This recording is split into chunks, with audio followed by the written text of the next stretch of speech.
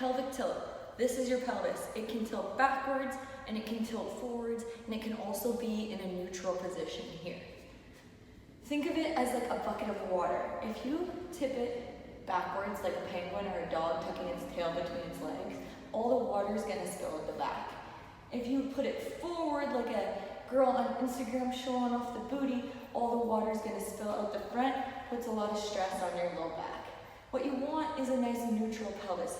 This is always going to come into play, whether you're squatting, you want a neutral pelvis, or whether you're deadlifting, whatever it is, neutral pelvis is typically the key here, okay? When we do that, ribs are down. We're not trying to let the ribs fly out, come forward, and we're not trying to tuck under either, rounding through the low back. Neutral pelvis, remember, is water staying in the bucket.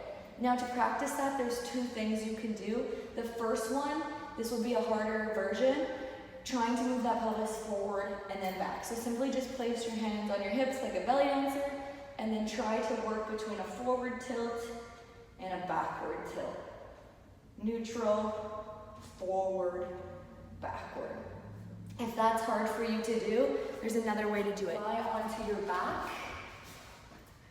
Let there be space between your back and the floor. Okay, this would be a forward pelvis tilt.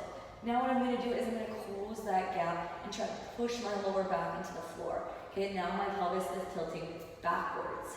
Okay, finding neutral and then forwards again. Once you've mastered this, then try again standing up. Being able to manipulate where your pelvis is in space is going to allow you to be easily corrected when you're doing a deadlift or a squat, let's say.